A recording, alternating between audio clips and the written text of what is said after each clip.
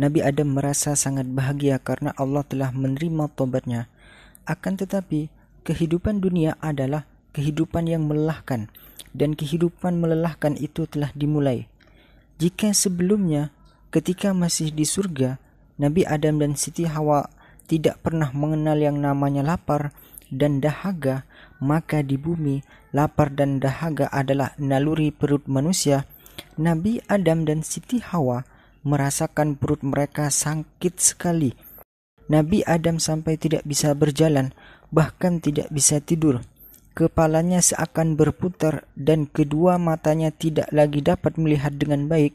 Kemudian malaikat Jibril turun dan Nabi Adam mengeluhkan apa yang ia rasakan itu kepadanya. Jibril pun menjelaskan, "Itu namanya lapar, wahai Adam." Nabi Adam bertanya keheranan, "Lapar? Lantas apa yang mesti aku perbuat, wahai Jibril?"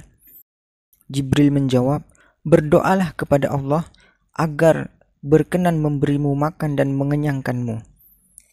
Seketika air mata Nabi Adam menetes di kedua pipinya.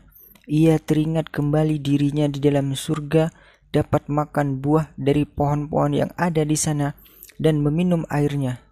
Duhai kenikmatan yang telah hilang, duhai kebahagiaan yang telah lenyap dan berlalu. Adam pun berdoa kepada Rabb-nya, begitu juga dengan Siti Hawa. Suara perutnya yang lapar itu tidak juga mau berhenti, bahkan semakin keras dan terdengar jelas. Hingga rasa lapar itu seakan berubah menjadi pembunuh yang hendak mencabut nyawa Nabi Adam dan Siti Hawa. Mereka pun semakin bersungguh-sungguh dalam berdoa dan menghibah kepada Allah Subhanahu wa Ta'ala. Malaikat Jibril pun turun dengan membawa beberapa butir biji gandum. Ia kemudian berkata kepada Nabi Adam alaihissalam setelah meletakkan biji tersebut di tangannya, "Ini makananmu, wahai Adam." Nabi Adam begitu gembira. Ia berkata, "Bolehkah aku memakannya sekarang?"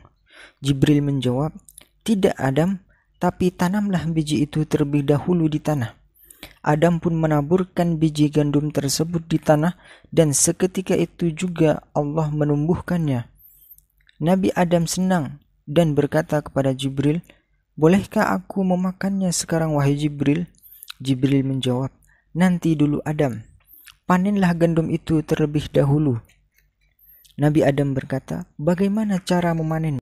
Malaikat Jibril kemudian mengajarkan kepada Nabi Adam bagaimana cara memanen gandum tersebut. Nabi Adam pun memanen biji gandum tersebut, sementara rasa lapar seakan hendak membunuhnya. Tapi tidak ada cara lain baginya selain melakukan apa yang diperintahkan oleh malaikat Jibril. Nabi Adam melihat Siti Hawa yang menangis menahan rasa lapar, maka ia pun semakin keras dalam bekerja sehingga berhasil menyelesaikan pekerjaannya memanen gandum tersebut. Ia kemudian memuji Tuhannya lalu berkata kepada Jibril, "Sekarang aku dan Hawa sudah boleh memakannya, wahai Jibril?" Jibril menjawab, "Belum, kupaslah kulit gandum itu terlebih dahulu." Nabi Adam kembali bertanya sementara rasa lapar telah nyaris membunuhnya, "Bagaimana cara mengupasnya, wahai Jibril?" Malaikat Jibril kemudian mengajarkan kepadanya cara mengupas biji gandum. Nabi Adam pun melakukannya dengan cepat.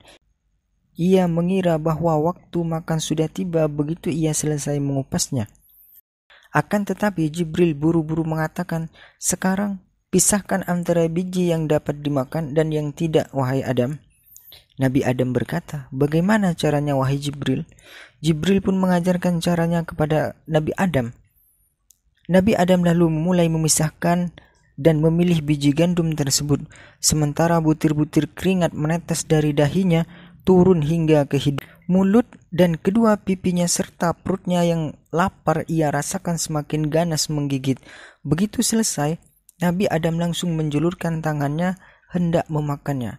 Akan tetapi Jibril lagi-lagi mengatakan, "Tumbuklah dulu, wahai Adam."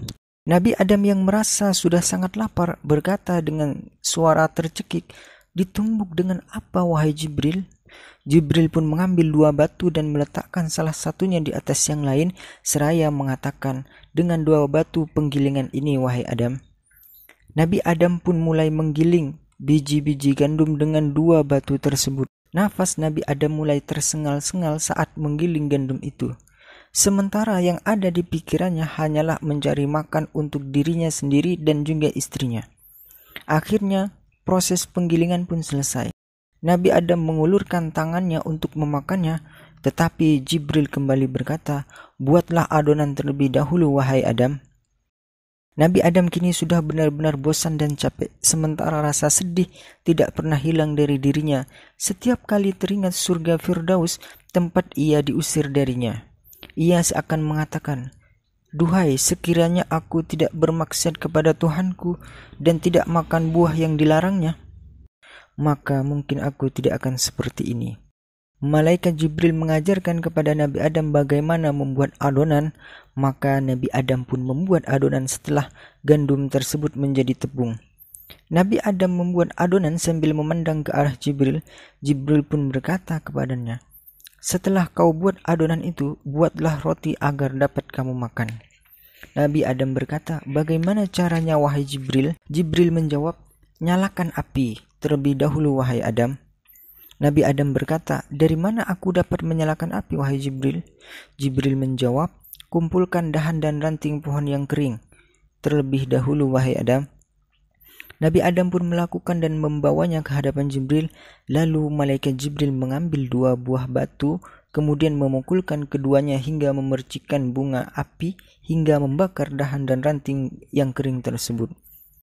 Ketika Nabi Adam meletakkan adonan yang hendak dibuat roti di atas api tersebut, tiba-tiba ia terkena sengatan api hingga merasakan kesakitan dan berteriak mengeluh. Jibril pun berkata, "Adam, kau telah bermaksiat kepada Allah, karenanya api itu menyengatmu." Adonan sudah dibuat menjadi roti. Nabi Adam kemudian membawanya, sementara butir-butir keringatnya yang menetes hampir saja dapat memadamkan api tersebut. Proses pembuatan roti itu kini sudah selesai. Jibril berkata kepada Nabi Adam, Sekarang makanlah, wahai Adam." Adam lantas membawa roti itu kepada Siti Hawa dan keduanya pun mulai memakan roti tersebut. Wallahu a'lam bishawab.